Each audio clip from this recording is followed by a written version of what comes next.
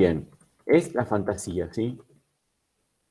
Recuerdan que en la neurosis la fantasía era la que, cuando la persona estaba frustrada en la realidad, le aportaba el camino a esos puntitos de fijación.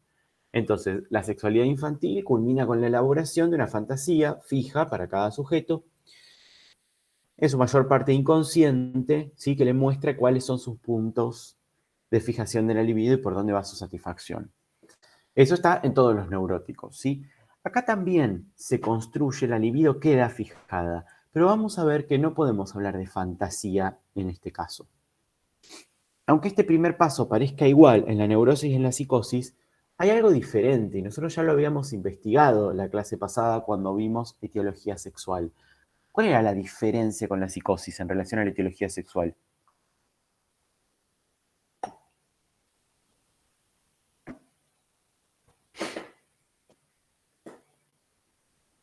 ¿Qué habíamos dicho en relación a la etiología sexual? El punto A, el punto de fijación de la psicosis.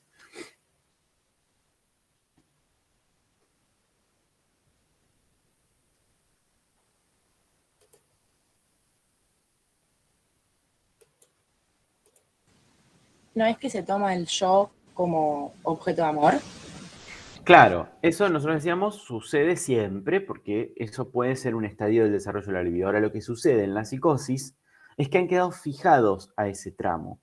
El tramo que va del narcisismo a la homosexualidad, decía Freud, para explicar que lo que era invasivo en las psicosis era la libido homosexual, el avance de la libido homosexual. Entonces, el punto de fijación en la psicosis no es la construcción de una fantasía inconsciente, etc. El punto de fijación de la libido es el yo. En el caso de la psicosis, ese yo.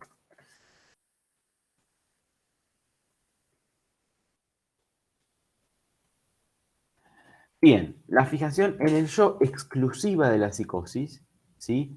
En ese momento en el que el yo es tomado como objeto, lo vamos a ver un poco mejor ahora con la introducción del narcisismo, es lo que marca para Freud lo que va a suceder en la tercera fase.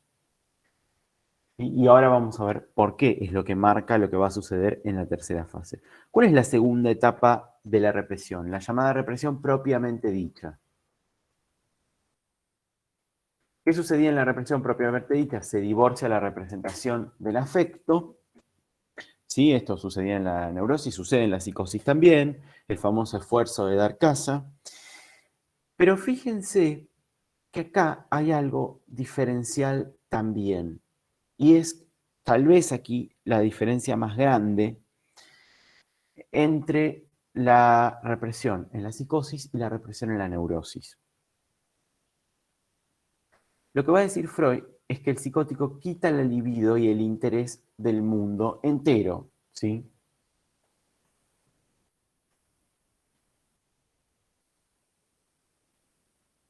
Uno podría decir que el proceso de represión de la neurosis también es quitar la libido del mundo, por lo menos de aquellas representaciones que deban ser reprimidas. También en el neurótico hay un quite de la libido, de las representaciones vinculadas a los lazos, a lo que, bueno, le interesa a una persona en el mundo, y esa libido va a parar a otros lados. Es cierto eso.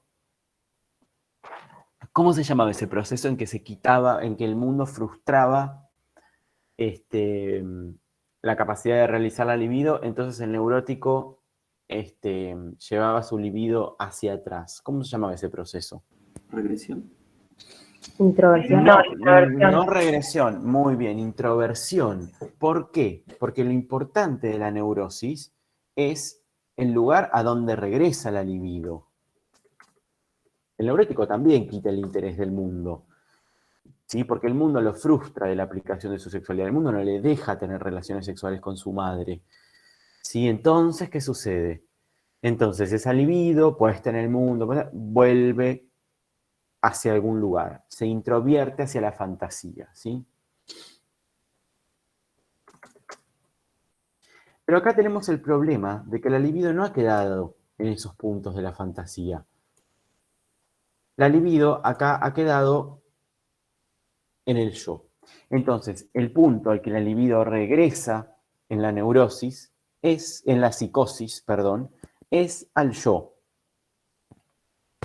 ¿Sí? Este movimiento de quitar la libido e interés del mundo, esta represión propiamente dicha, es común a todo. Es común a la neurosis, es común a la psicosis. Hay otro fenómeno en el que es muy común. A ver si ya se adelantaron con la lectura y lo pueden ubicar. ¿En qué otro fenómeno se retira la libido y el interés del mundo? Que no es necesariamente... Enfermedad. ¿Cómo? Puede ser la enfermedad, la hipocondría. Bien, la enfermedad, perfecto, muy bien. Hay otro más. ¿Y el enamoramiento? Dice, claro, el La enamoramiento. melancolía. En el duelo no es patológico, no es una enfermedad, no es nada de eso. Y sin embargo, en el duelo también se retira la libido y el interés del mundo. O sea que este movimiento, ¿sí?, es común a todos, podemos decir. Es casi universal este movimiento de retirar la libido. Lo que sucede es, lo que hace la diferencia, ¿sí?, va a ser el punto en el que la libido va a regresar. Mientras que la neurosis va a regresar a la fantasía, porque la fantasía está constituida como el camino a los puntos de fijación, en la psicosis va a regresar al yo.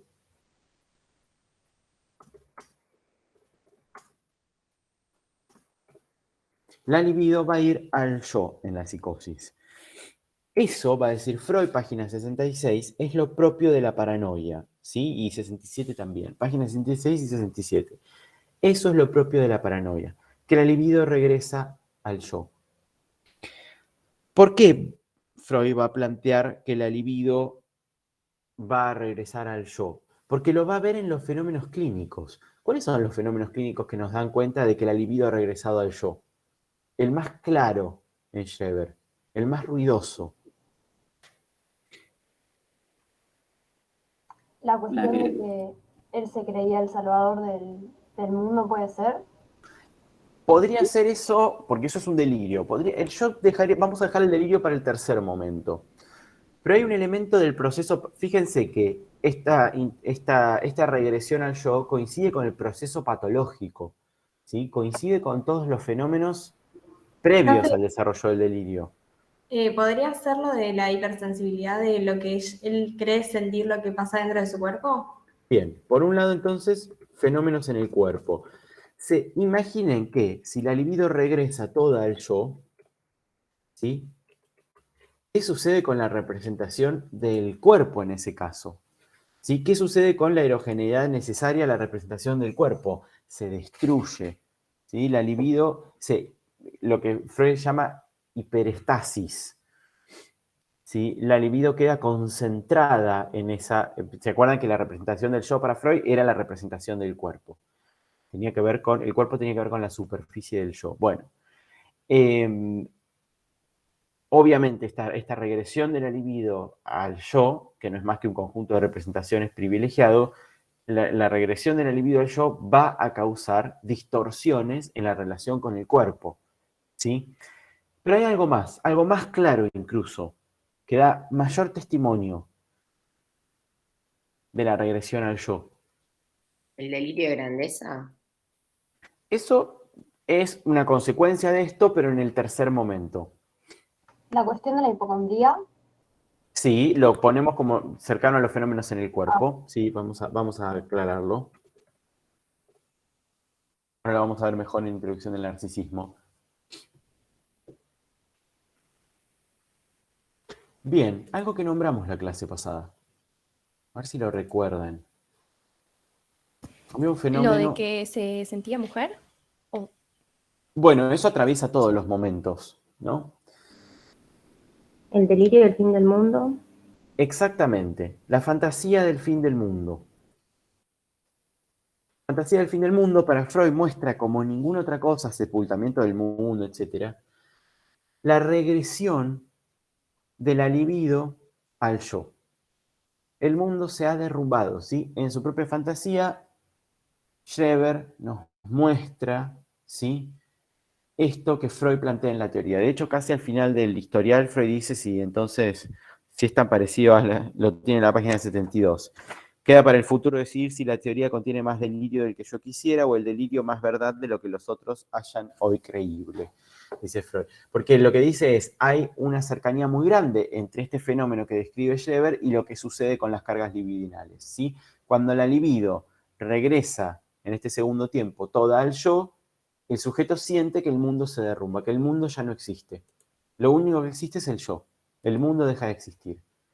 Hay otro fenómeno previo en Schreber que da cuenta también de este segundo momento. Otro fenómeno más. Profe, pero la fantasía del fin del mundo sería como el desinterés por el mundo, en eso se asocia a que es... La o sea, fantasía del tiene que fin ver del con mundo, eso. claro, es la traducción subjetiva en Schreber de lo que sucede en este segundo momento. Ha retirado toda su libido del mundo, por lo tanto el mundo no existe más. ¿Sí? Ustedes saben que lo que existe para nosotros es lo que le otorgamos cierto valor libidinal. Lo que no le otorgamos ningún valor libidinal no existe, ni siquiera lo podemos percibir. ¿Qué más le sucede a Schreber? Más en este momento, en el momento de los fenómenos en el cuerpo, de la hipocondría, cuando el cuerpo se empieza a desarmar, en todas las alteraciones del yo. ¿Sí? Porque imagínense que el yo ahora queda sobrecargado de libido, entonces es obvio que va a alterarse. Pero sucede algo más.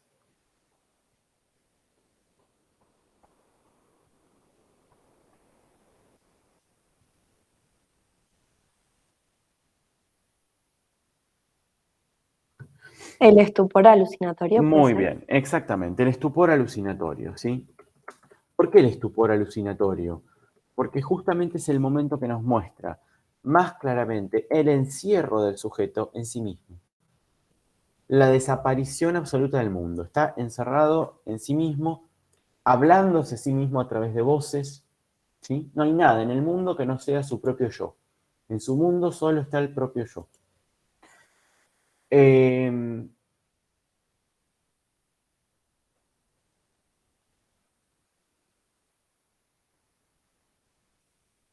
Esta perturbación entonces de la libido y el yo, esta regresión al yo y no a la fantasía es lo que va a darnos el carácter diferencial de la psicosis. Lo tienen en la página 69 a esto. Esto es lo que nos va a dar el carácter diferencial de la psicosis. Entonces, si ustedes le preguntan, ¿qué es lo que para Freud caracteriza a la psicosis?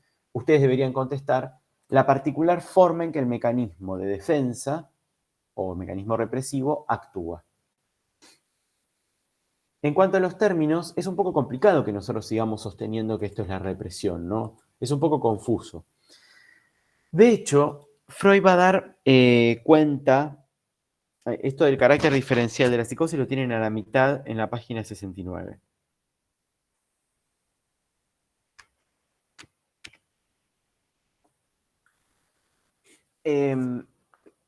Les decía que es un poco confuso hablar de represión, porque no se trata de la represión de la neurosis, donde nosotros también está el divorcio entre el afecto y la representación, pero ahí la carga afectiva libidinal va a parar a la fantasía. Y entonces el neurótico reencuentra todos los elementos del mundo en su fantasía. ¿Sí? Por eso el neurótico no desconecta sus lazos con el mundo totalmente. Por eso el neurótico no se encierra absolutamente en sí mismo. ¿Por qué? Porque reencuentra todo eso distorsionado, etcétera, en su fantasía. El neurótico sí vive su realidad a través de su fantasía, eso sí, y nosotros lo escuchamos en los pacientes, ¿no? Que lo podemos ver en los pacientes que hemos estado trabajando. Piensen en El hombre de las ratas, Dora, cada uno construía su mundo particular según su fantasía. Pero eso no lo hacía, ¿sí?, desconectarse absolutamente del mundo. En la psicosis, sin embargo, en este momento, y esto es muy importante, en este momento, solamente en este momento, ¿sí?, se deshace del mundo y va a parar toda la libido a su yo. Entonces podemos tener toda esta serie de fenómenos. Freud da cuenta de esta diferencia en la represión desde casi el comienzo de su carrera. En un texto habla de que hay en un texto que se llama Neuropsicosis de defensa, que no lo leemos en la materia, leemos las nuevas puntualizaciones sobre la neuropsicosis de defensa, pero en el texto anterior, él dice que en la psicosis hay una represión más enérgica. En la paranoia. específicamente. En otro texto de un paciente muy particular de Freud, que es un historial, el único historial de Freud que nosotros no vemos en la facultad, que es el del hombre de las ratas, ahí Freud dice que más que represión se trata de un rechazo, ¿sí? Para marcar este momento de deshacimiento tan total del mundo. La palabra que va a usar Freud es Verwerfung, una palabra alemana, que no es la misma que represión, ¿sí? Que es Verdrängung, represión. Y entonces Lacan se va a agarrar de esa diferencia terminológica para transformar esto no en una diferencia tan cuantitativa, aunque nosotros tenemos un lugar de regreso distinto, pero sino en algo cualitativo. Y es lo que cuando veamos cuestión preliminar dentro de unas clases, cuando veamos ese texto de Lacan, vamos a trabajar como forclusión, ¿sí? Que es el mecanismo de defensa propio de la psicosis para Lacan. Ahora que estamos en Freud, seguimos hablando de represión. Lo diferencial para Freud es algo de lo cuantitativo, que Lacan no va a sostener, ¿sí? Eso, Lacan va a rechazar esa parte de la hipótesis de Freud. Pero hay algo cualitativo también, y es que el modo el lugar al que regresa o al que va a parar la libido una vez que se deshace de las representaciones es distinto en la neurosis de la psicosis. Y en la psicosis es el yo. En la psiquiatría hay alguien que nombró muy bien esto y que hizo mucho hincapié en esto. ¿Quién es? ¿No es Bloiler con la cuestión del autismo? Exacto, perfecto. Bloiler lo nombró perfectamente. Autismo le puso. El repliegue, sí, del sujeto hacia adentro, hacia sí mismo. Pero en Kraepelin también había algo de esto en la demencia precoz, ¿no? La falta de voluntad, la falta de afectividad, ¿sí? Este tipo de pacientes que parecen encerrados totalmente. ¿Se acuerdan de este tipo que lo presentaba y no le prestaba atención al auditorio, que no le importaba quién estaba, quién no estaba? Profe, había un autor, pero en este momento yo ahora no tengo el cuaderno de la parte anterior de la clase, del cuatrimestre anterior. Había uno que decía que se perdía el contacto afectivo con los demás, y era un autor que lo vimos en un teórico. Sí, es un autor, ese es Minkowski, ¿sí? Y habla de la pérdida del contacto vital con la realidad, ¿sí? Él es alumno de Bloiler. Y va a hablar de pérdida del contacto vital con la realidad. Pero bueno, quien mejor lo expresó, uno podría decir, o quien mejor pudo leer esto de Freud, en realidad, es Bloiler. Bueno, pero Freud no se queda acá, porque lo que nosotros tenemos en Schreber no es un tipo totalmente volcado a sí mismo todo el tiempo. ¿Qué es lo que más nos llamó la atención de Schreber? ¿Qué es lo que está en primer plano en la psicosis? Lo que nos llama la atención y lo que nosotros tomamos como el fenómeno más llamativo.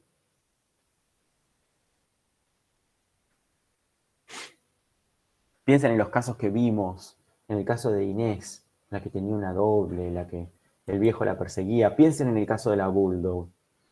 Piensen en Schreber. ¿Qué es lo que está en primer plano? O el delirio. Bueno, los dos. Alucinaciones y sobre todo delirio, ¿sí? Entonces, ¿cómo podemos llamar esos fenómenos propios de la psicosis?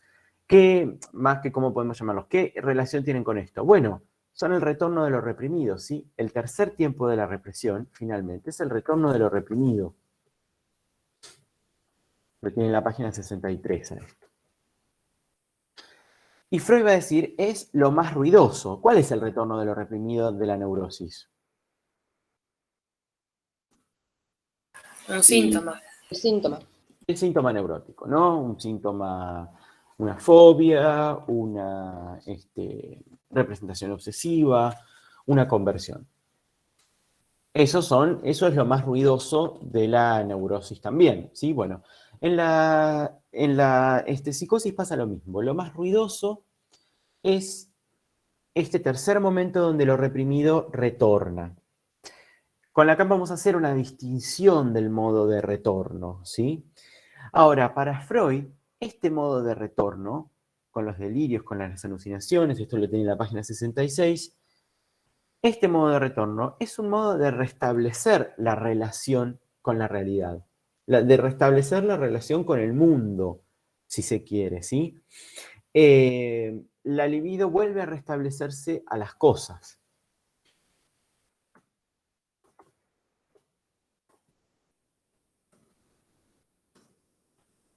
Uno piensa en Scheber, ¿sí? Bueno, es cierto que el primer delirio, ¿se acuerdan? Donde él decía que Flechig iba a transformarlo en mujer para abusarlo, es una forma de volver a salir del estupor alucinatorio. Se conecta por lo menos con alguien de su realidad que es Flechig. Sabe dónde está en un manicomio, el enfermero jefe, ¿sí? Empiezan a aparecer los personajes de su mundo nuevamente. No está en el estupor alucinatorio. Lo mismo sucede en la segunda parte del delirio. Él vuelve a conectarse con los demás, a tener lazo social, ¿sí? Sabiendo que él va a engendrar en algún momento una raza nueva. El delirio le permite, ¿sí?, restablecer ese modo de satisfacción en la realidad, igual que el síntoma. ¿Sí? El síntoma le permite lo mismo al neurótico. Cuando la fantasía desborda, ¿sí?, actúan los mecanismos de formación del síntoma y se forma el síntoma, y el síntoma está vinculado con la realidad para el neurótico. ¿Sí? Bueno, lo mismo va a suceder con el delirio para el psicótico. Retorna entonces lo reprimido, en este caso en los delirios.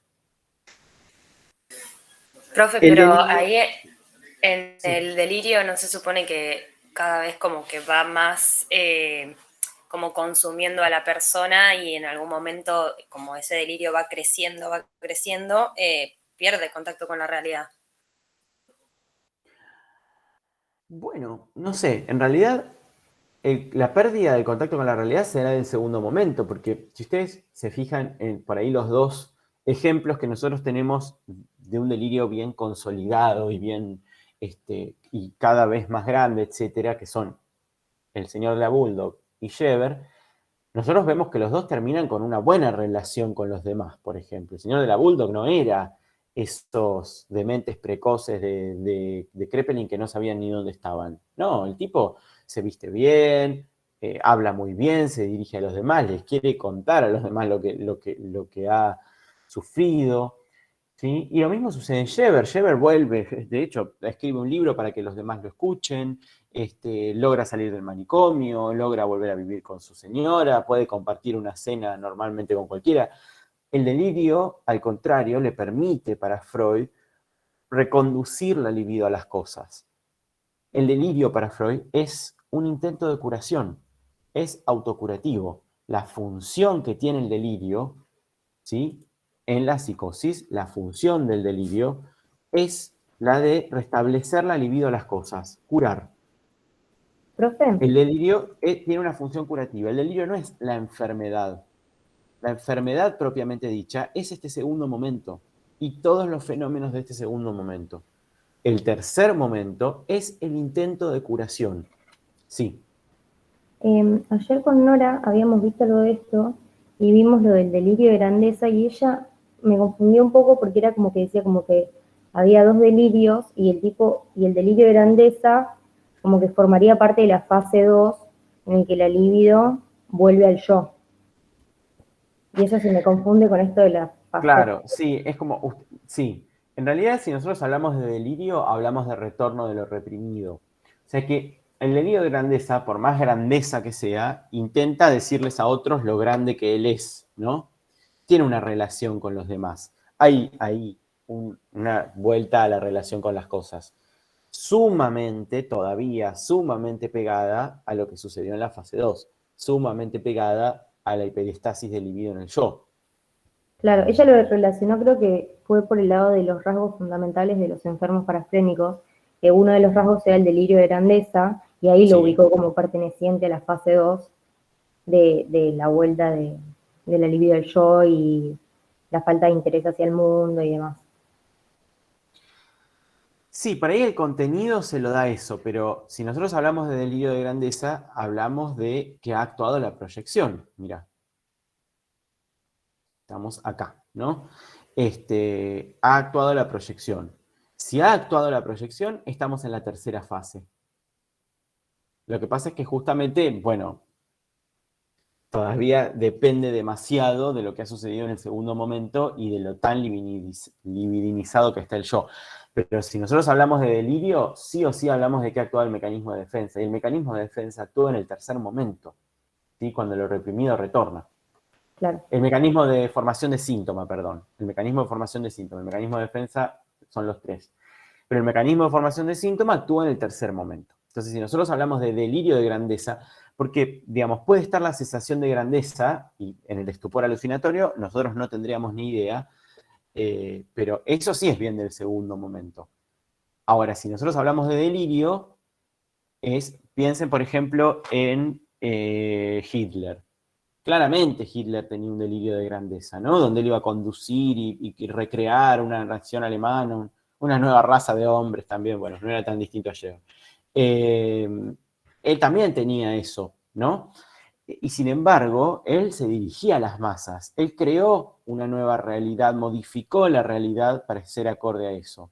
Él, que no era ni un rey, ni tenía un linaje monárquico, ni nada, se hizo el Reich, ¿no? El Reich, el supremo, podemos decir. Bueno, pero ahí uno ve que hay un mecanismo de defensa en juego y que la libido está reconducida, más allá de la grandeza. ¿Sí? Por eso yo ubico el delirio de grandeza en el tercer momento, no en el segundo, porque ha actuado la proyección. Más allá de que está muy bien lo que dice Nora, está muy cercano a la estasis de la libido en el yo. Sí, muy cercano, se ve muy claro eso. Bueno, entonces el delirio tenemos... ¿Alguien habló? Sí, hola, perdón, tengo una pregunta. Sí. En torno a la cuestión de las fases, porque a mí se me confunde con lo que vimos con el desarrollo del delirio en Schweber, que ya había delirio anterior a donde nosotros ubicamos la fantasía de catástrofe. Muy bien, muy bien. Exacto, ahí iba, justamente ahí iba. Ese es el primer problema con el que nos encontramos si nosotros seguimos esto. Pero ¿cómo? ¿Cómo va a pasar la fase 3 antes de la fase 2? Bueno, uno podría decir que en Schweber esto sucede 2 veces. Nadie dice que esto tenga que suceder una sola vez. Bueno, la fijación obviamente sucede siempre, ¿no? Vamos a esquematizarlo. La fijación, podemos decir, el 1 es universal, está siempre. El 2, el momento 2 de deshacimiento de la libido y retorno al yo. Tenemos esos fenómenos hipocondríacos y tenemos además el estupor alucinatorio. Varias cosas más, ¿sí? Pero yo para que se vayan ubicando. ¿Qué sucede después de eso? ¿Cómo sale Schreber de ese momento? La libido esa que se ha ido a parar al yo retorna después. Retorna en forma de un delirio. ¿Cuál es ese delirio? De persecución, el primer momento. Solamente de persecución, ¿no? Me van a transformar en mujer para abusarme y dejar que mi cuerpo se pudra. ¿Sí? El delirio persecutorio. Después ubicamos de nuevo otro nuevo y mayor deshacimiento, más enérgico, dice Freud, del mundo. Nuevamente el momento 2, que nosotros lo vemos en los fenómenos como la fantasía del fin del mundo. Yo les voy anotando el fenómeno que corresponde a cada momento. Y entonces ahí sí, un nuevo retorno de lo reprimido es el delirio de redención. Voy a ser la mujer de Dios y engendrar una raza nueva de hombres. ¿Sí? Entonces, fíjense que el proceso de la represión propiamente dicha y el retorno de lo reprimido sucede 2 veces.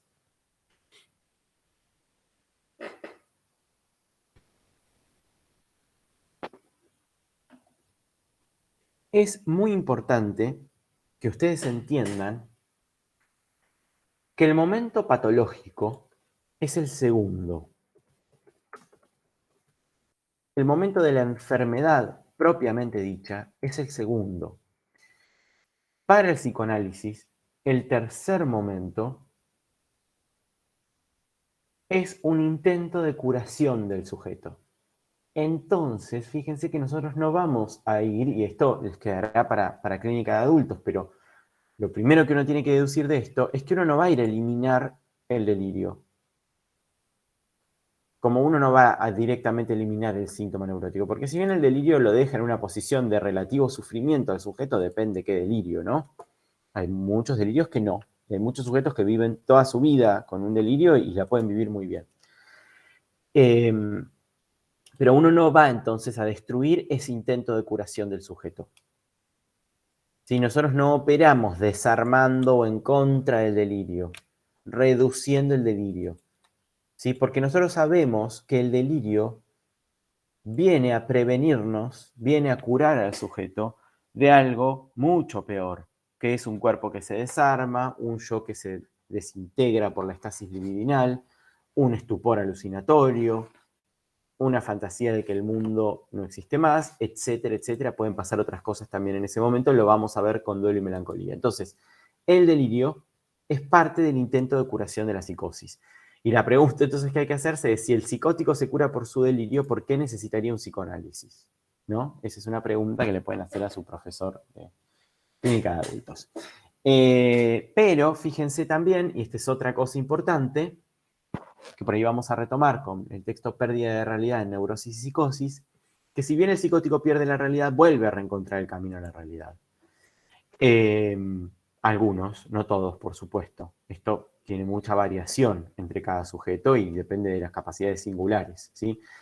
Pero fíjense entonces que si nosotros decimos, como dice Freud, un poco apresuradamente a veces, que no se puede tratar a los psicóticos porque no tienen transferencia, ¿sí? Por esta cuestión del narcisismo, bueno, en el tercer momento la libido se ha reconducido a las cosas y al mundo, entonces habría posibilidades de transferencia aparentemente, ¿sí? Bueno, esas son cuestiones clínicas, pero cuestiones clínicas que se deducen de hacer este desarrollo psicopatológico, de considerar estas cosas. Si yo les pregunto a ustedes cuál es el delirio primario en Schreber,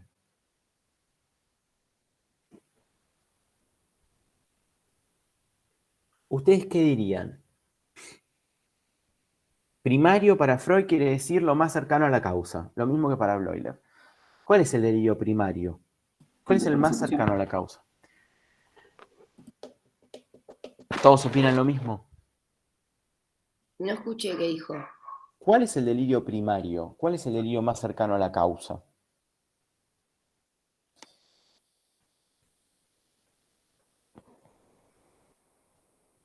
Con causa, profe, nos referimos a la etiología, ¿no? A la etiología, muy bien. Para Freud, Bueno, por eso. El delirio primario es la mudanza en mujer.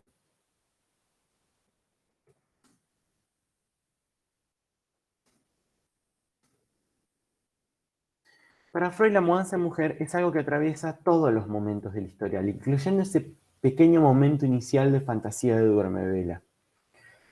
¿Sí? Es el elemento más cercano a la causa vinculada al narcisismo y lo que Freud va a decir, la homosexualidad reprimida, que Lacan va a descartar. Es lo que se va transformando, está en la página 18 esto, y el sujeto va cambiando su posición en relación a esto.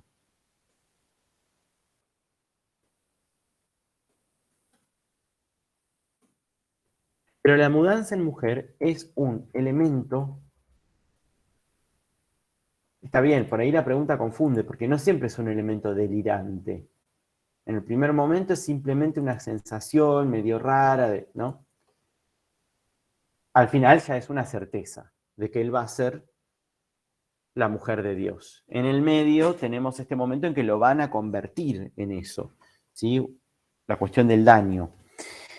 Bueno, la mudanza en mujer abarca los 4 momentos y dice Freud, es el primer germen de la formación delirante, así lo llama. Germen lo tiene en la página 20. Es decir, que ya había un intento con la fantasía de Duermevela de autocuración, ¿sí? Ya había un intento de restitución, ya había un atisbo de eso con la fantasía de Duermevela, ¿sí? Fíjense que no es tan sucesivo esto, y siempre que ocurre un deshacimiento libidinal, hay, aunque sea un mínimo intento del sujeto de reconducir eso al mundo. En este caso, La mudanza en mujer es siempre eso. La mudanza en mujer es la curación de Schreber, no es la patología, ¿sí? La mudanza en mujer es el germen de la formación delirante y el intento que él todo el tiempo hace de manejar esa libido homosexual insoportable, de manejar ese deshacimiento tan grande hacia el yo. Entonces, la mudanza en mujer es la curación de Schreber. Él, ¿se acuerdan que al final se repone, va a su casa y sigue probándose collares en el espejo y sigue teniendo esta idea de que eventualmente, asintótica, habíamos dicho en algún momento, Dios lo va a fecundar y él va a dar lugar a una nueva raza porque él va a ser la mujer de Dios. ¿Sí? Es lo único que permanece de toda la formación delirante. Es lo que está al comienzo y es lo único que permanece. Si Schreber se pudo curar, si Schreber pudo salir del estupor alucinatorio, cosa que no pueden hacer todos los pacientes, si Schreber no terminó como un demente precoz, no terminó como un esquizofrénico totalmente encerrado en sí mismo, fue gracias a esta mudanza en mujer, el elemento que le permitió construir un delirio y volver a habitar el mundo. Pero quedan restos de ese delirio después también, o sea, es como que no es restitutivo, pero en algún punto siempre queda también algo. Sí, bueno, sí, pero está bien, pero ¿cómo sería que no quede nada? No sé, digo, porque estaba el delirio, como que se curó, pero después esto de que seguía probándose los collares y todo eso, digo, como que siempre queda un resto. No era una pregunta, era como un comentario igual. No, sí, pero está bien, pero se curó gracias a eso. Digamos, eso es parte de la curación, no es que es un resto patológico lo que quedó. Es la curación. Claro, o sea, no queda también como una predisposición o una posible predisposición en caso de un tercer delirio, podría decirse. Es que en realidad la predisposición está en el momento de la fijación al narcisismo. Esa es la predisposición para Freud y entonces cada vez que reprima va a volver al yo. Exactamente. Bueno, pero más que porque predisposición da a pensar en algo muy patológico. Yo quiero como que cambien la perspectiva en la que lo están viendo. Más que predisposición, le queda esa herramienta. Y si vuelve a reprimir y después va a volver a curarse gracias a esa herramienta. ¿Sí? Es una herramienta singular el delirio, no es una enfermedad, no es, digamos, es lo que hace que el sujeto salga de la enfermedad. Aunque desde la perspectiva del sentido común, y sobre todo desde la psiquiatría, puede parecer que es patológico el delirio, y puede parecer algo a eliminar. ¿Sí? Es cierto, ¿sí? Parece eso. Pero la idea del psicoanálisis es que al contrario, eso es lo restitutivo. Schreber se sigue probando los collares y bueno, y gracias a eso es que está curado.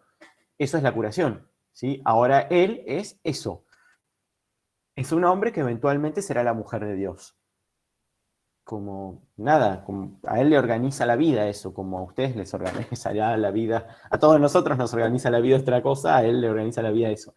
Digamos, es su forma de estar en el mundo, ¿sí? Sí. Y en el caso este que vimos con Lacan, esta idea de la telepatía, que lo lleva a intentos de suicidio, ahí, ahora lo vamos a ver cuando veamos en el taller, cuando retomemos fenómenos elementales, pero ahí hay un problema, ¿no? Ahí parece que el delirio no es tan restitutivo, que el delirio no nos ayuda tanto.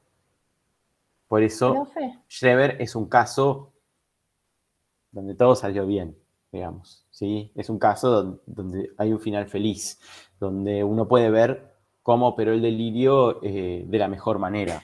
No siempre es así. Sí, alguien iba a hacer una pregunta. Sí, yo, Valentina, porque recién vos dijiste que en la fantasía de Dormevela ya había un intento de restitución, pero ¿sabemos cuál fue el momento anterior, o sea, el del deshacimiento de la libido? No lo sabemos, no tenemos información de eso. Pero ya está el germen de la formación delirante. Es decir, el mecanismo de formación del síntoma actúa constantemente restituyendo. Bueno, ¿y Schreber es un demente precoz o es un paranoico?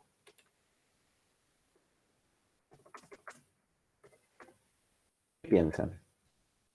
¿Vieron cuál es el título del trabajo?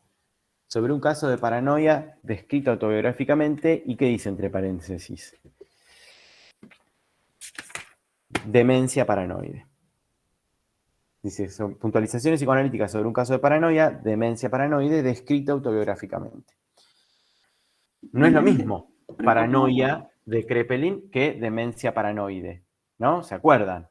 La demencia paranoide era la vertiente, el tipo clínico paranoide de la demencia precoz. Sí, Nazareno, ibas a decir algo. No, que demencia precoz no me parece ni de cerca porque no se ve en nada el deterioro de las facultades. Ajá, bueno, entonces no tiene deterioro. ¿Qué más?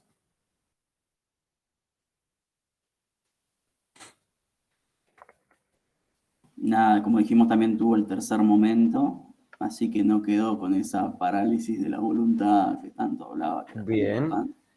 bien, no está eso. No está eso de la demencia precoz. ¿Y de la paranoia? Y la paranoia no me termina de cerrar. Tiene un delirio persecutorio, ya lo dijimos, que era uno de los tipos de paranoia que describía Kraepelin. Pero Recordá que los dementes precoces paranoides podían tener delirios persecutorios. Pero acá en Jover está más sistematizado.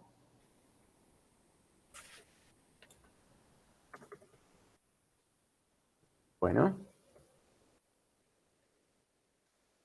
¿Qué más? Entonces sería una paranoia, dicen ustedes. no, porque no me cuadra después todo lo que pasa después. De todo esto de ser mujer, de convertirse en mujer, de la voluptuosidad. Es como que decimos delirio persecutorio, se siente perseguido por un agente X, como la Bulldog, por ejemplo. Ahí sí era muy claro. Pero acá no está tan claro eso, es como que hay más. ¿Qué pasa Yo con el creo, delirio? ¿Sí? perdón, que la diferencia podría ser que en la paranoia, el paranoico, digamos, sí va a sufrir o va a padecer por ese, no sé, esa persecución, y acá no, al contrario. Ah, bueno, eso es importante. Bueno, igual, recuerden que el síntoma en los neuróticos también le restituye la vida a los neuróticos y los hace sufrir. El delirio no está exento de sufrimiento en ningún caso. En la paranoia por ahí es más claro, porque nosotros vemos la desesperación de la persona al sentirse perseguida. Acá es menos claro, ¿sí? El estado final del delirio, pero bueno, el delirio sí implica cierto sufrimiento. Hay algo de la temática del delirio, ¿no? En la paranoia era un delirio muy coherente que nosotros no tenía nada de fantástico el delirio del paranoico. Sí, por lo menos el de la Bulldog que vimos y otros casos de paranoia, o tenían pequeños elementos fantásticos, ¿sí? Pero tenía cierta verosimilitud. Fíjense en Inés, que si bien estaba la cuestión de yo tengo una doble, aparecían algunos elementos así, había cierta credibilidad en todo lo que le hacía el viejo. Podía ser, digamos. Mientras que acá, ser la mujer de Dios y que Dios te fecunde con los rayos divinos, con todo eso, es un poco inverosímil, es un poco fantástico, ¿no? Bueno, Freud es bastante enigmático respecto a si es una paranoia o una demencia precoz. Él hace cierta crítica a Kraepelin y sobre todo al agrupamiento de demencia precoz. Él dice que por ahí hay que conservar estos tipos clínicos y hay que conservar el tipo clínico de la paranoia, aunque se complique con síntomas un poco esquizofrénicos, dice Freud. ¿Qué es lo que le sucede a Scheber? Freud va a seguir hablando de Scheber como una paranoia, aunque claramente no se trata de la paranoia de Kraepelin, porque la paranoia de Kraepelin no tiene ni estupor alucinatorio, ni un momento hipocondríaco en el que el cuerpo se desarma, ni todo este delirio fantástico, ¿sí? Todos estos elementos extraños y absolutamente bizarros del dios de adelante, del dios de atrás, de la fecundación a partir de los nervios, de todo eso, ¿no? De los pájaros, bueno, los paranoicos no tienen eso. No, el paranoico de Kraepelin. Entonces dice Freud, aunque se complique con algunos elementos fantásticos, alucinatorios, por ahí conviene sostener, cuando el delirio ha sido exitoso y es lo que está en primer plano, el vocablo de paranoia. Freud trata de inventar el concepto de parafrenia y no prende. No prende mucho. Después, inventar. Ya estaba en la psiquiatría la parafrenia. Kraepelin también va a hablar de parafrenia. Pero bueno, no tiene mucha vigencia eso. Lo que Freud no quiere es que el avance de la esquizofrenia, del concepto de esquizofrenia, se coma a todas las psicosis, ¿sí? Y que todo de repente pase a ser una esquizofrenia. Freud quiere evitar eso. Por eso es tan ambiguo respecto a esto. Y trata de trazar una distinción más psicoanalítica entre paranoia y demencia precoz, ¿sí? Entonces va a decir que, así como ¿cuál es el mecanismo en la paranoia? La proyección. Bien.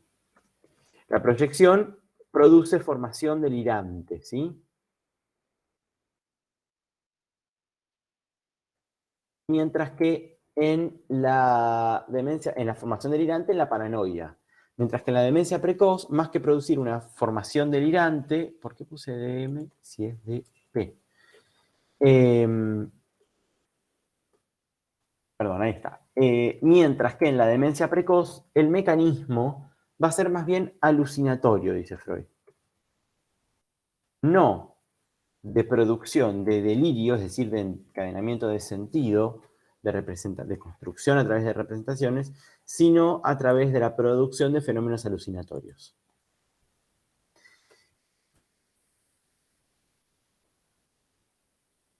Hay otra diferencia, y que es la que ustedes destacaron primero, y que es la que salta más a la vista, que es la del desenlace.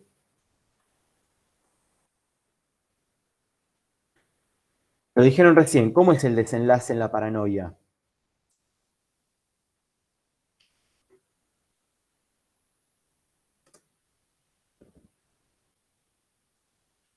¿Y esto de qué es restitutivo?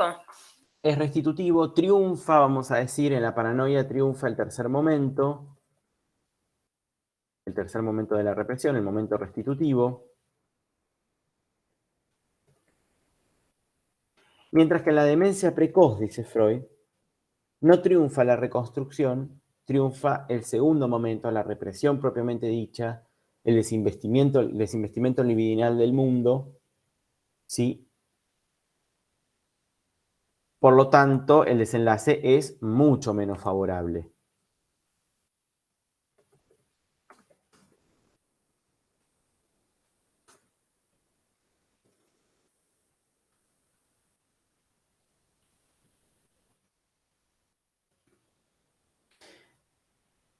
Y finalmente va a trazar una diferencia un poco, es muy difícil escribir desenlace, no sé por qué. Una diferencia un poco más sutil, vinculada a explicar causalmente por qué a veces paranoia, por qué a veces demencia precoz. A ver si lo vieron en el texto. ¿Cuál es la diferencia?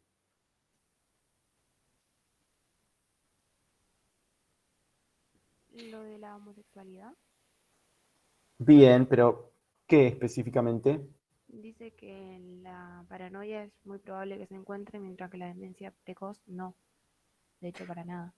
Muy bien, porque Freud derivaba la homosexualidad de la fijación al narcisismo. Y justamente va a ser distinto el punto de fijación de la demencia precoz y de la paranoia. La paranoia está fijada en el narcisismo, mientras que la demencia precoz, para Freud, va a estar fijada al autoerotismo. Por lo cual, el regreso va a ser, más bien, uno podría decir, al cuerpo como tal, ¿sí? El regreso de la libido.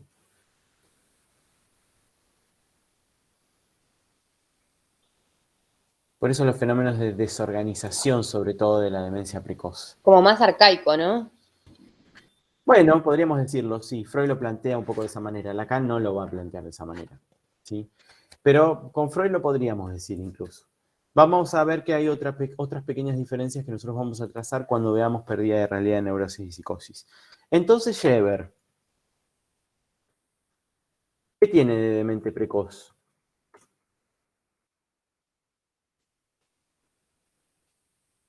tiene, Y por yo un creo que lado, las alucinaciones, porque, o sea, el síntoma que habíamos dicho fundamental de la pérdida del sentimiento intenso de la vida, no sé si se observa tanto. muy bien, tiene las alucinaciones y además tiene esta cuestión más fantástica y desorganizada de algunos elementos del delirio. ¿Sí? Eso también va a ser propio de la demencia precoz. ¿Qué tiene de paranoico?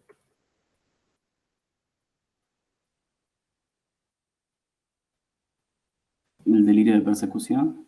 El delirio, o sea, la proyección como mecanismo de creación del delirio. La fijación al narcisismo. Bueno, eso lo deducimos teóricamente, pero vamos a ponerlo. ¿Y algo más? La restitución. Muy bien, la restitución, exactamente. Lo cual nos muestra que para Freud, al igual que Freud piensa lo mismo que Krepelin, ¿sí? La demencia precoz no tiene muchas posibilidades de restitución. Bueno.